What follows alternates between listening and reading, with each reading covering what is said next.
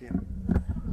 A question for Kathy and John, but can you just give us a sense, the teachers are getting involved with the process, can you give us a sense for what they're the most excited about as far as what 21st century learning will look like and what our kids will have access to that they don't currently have access to, or a different way of learning or collaboration or even interaction and engagement with their teachers and instructors? Could you come forward? You could tell the committee a little bit about your experience with the process that you faced. Sure. What happened at the high school on Wednesday was we had about a half a dozen focus groups, that one of which was an open forum for anybody on staff to come. That was at 2 o'clock. And we had a fairly representative group at that last session, maybe 20 teachers. But during the day, we had some kind of specialized groups. We had some art teachers, science teachers, phys ed and the athletic director, music and theater, the school administration, guidance, secretarial staff to kind of work through the office space. And that day, I would say, focused a lot on where were we in terms of the square footage of the building. Again, the Wednesday was dedicated just to the high school. At the middle school, it was on Tuesday. The focus was on, the square footage space and how is that space going to be basically broken up and how is it going to serve students. That was essentially what we were hoping to get from the groups that came in to speak with the architects. And it was a marathon day. It was probably a good 7 hours straight, starting at 8 o'clock in the morning, and a lot of good information gathered.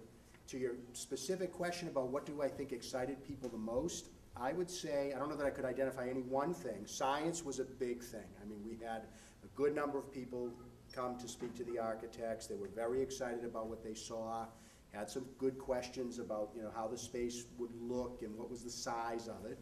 So that would lead me to, I think, a second point that I think people were very excited about was size of classrooms, and where were they configured in the school, and how could they best serve some collaboration with their colleagues. There are a number of classrooms at the high school that are very small. Some as small as 550 square feet, which is very undersized. When the renovation had been done at the high school in the late 80s, early 90s, there were some walls that were put up dividing what were at one time large classrooms, but it cut them down into smaller ones, and they're very tight. And when we have a population now that exceeds 700 students, it's not unusual to see 24, 26, 27, 28 students in a class that's very, very small. A classroom that is physically small, and it just is not, it's not conducive to effective learning. So space was a big issue. How are we going to have enough room to do the kinds of things that we would like to do? So science labs, space. The art folks were very excited about the spaces. The thought of no longer teaching in what was once an auto shop, literally with a garage door, that you can imagine how it compromises the temperature of the classroom. It's not sealed properly. Water leaks in under it in the classroom. We also have that in a health classroom. But the thought of having art classrooms that are true studios that take in natural light and again just kind of maximize the opportunity for enhanced learning in art was very exciting to folks. I don't think it's any secret that we have a very vibrant theater program in this town.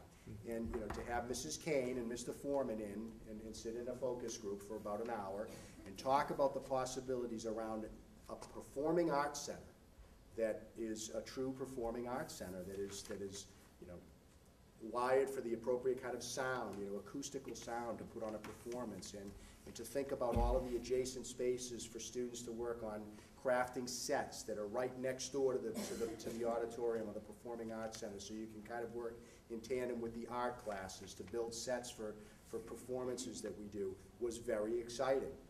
The athletic director and Claudia Brown, the curriculum specialist for phys ed, met in a focus group, and when you see what the possibilities are around a weight training facility, a multi-purpose room that can be used for wrestling, for dance, when you see a competition basketball court that's supplemented with other teaching spaces and is not just the one gym that we have at the high school, was very exciting.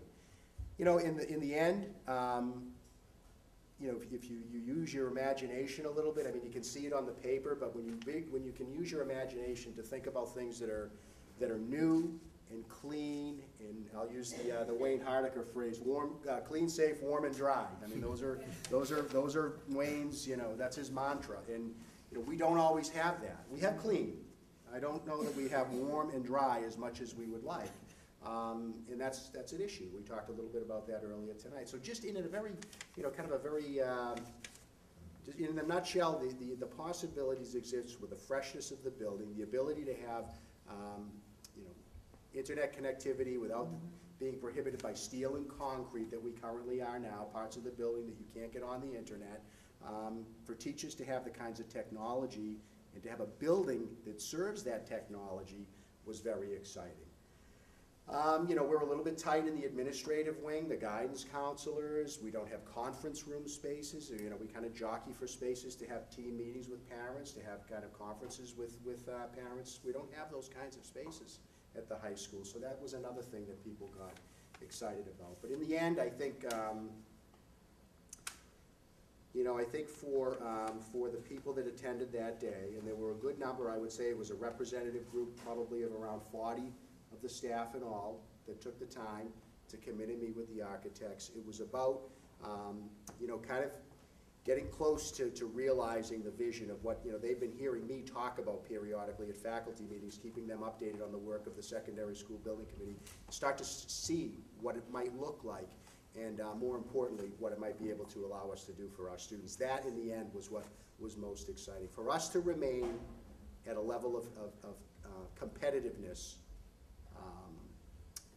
the new building is just going to allow us to do that, I think, at a much higher level and probably at a much greater pace than we are in the building that we are in now. We do a good job, I think. I think we do a very good job in the current facility, but my opinion is, you know, having been here 9 years now as the principal, is I'm fearful that it's going to become increasingly difficult to do that given the limitations that we have in the current building. When students have to deal with a classroom being 60 degrees on Monday morning and it takes an hour and a half to get that fixed, it is unacceptable. And that's just a symptom of, I think, a much larger problem with the current buildings. That's kind of my summary overview of what happened with the architects last Wednesday at the high school. That's very exciting. It is. It's very exciting. People are very excited. Students are talking about it. You know, I think I enjoy that a little bit more at the high school level. They're a little bit, maybe not, but I think they might be a little bit more attuned to what they read in the transcript. They know this project is coming, potentially, and they're getting excited about it. I shared something with Mrs. Willis today in an essay that a student wrote as part of a Rotary Youth Leadership application that he gave to me this morning, and he cites this project in it, and so they're very aware, and I think the excitement for them, even though many of them, if not all of them, aren't going to even realize what the building can be for them to attend school in, I think they're excited about what it might mean for the future of this town and maybe a younger brother or sister or two. So they're excited as well. It's a nice excitement. There's a buzz. No pun intended on the Hornet logo, but there is a buzz. So. Is there anything else, Kim? No, just quickly, I would add that I think that the teachers are the stakeholders. They're the ones that are going to be in the classrooms every single day, and to have their voices heard.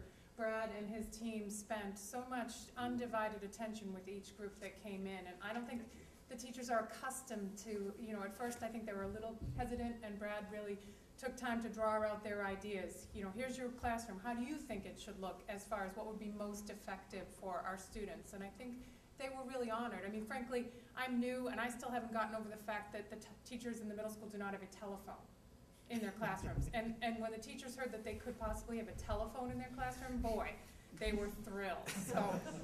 So you know, I can't tell you enough how many teachers have come up to me to say thank you to me, and certainly it wasn't anything that I did, to allow them the opportunity to envision what they think an effective classroom really would look like. And I was an educator for 10 years myself, and no one asked me ever, what do you think a classroom should look like? They know things from where the smart board should go, the bulletin board, where doors should be located in terms of being able to access a classroom or not hear classroom from you know, classroom noise. I think also the idea of having flexibility in their learning, so that if they want to plan, we have some fallout spaces, some breakout spaces on teams, so they can take, 20 kids out and do some different type of learning. I think just really, really thrilled.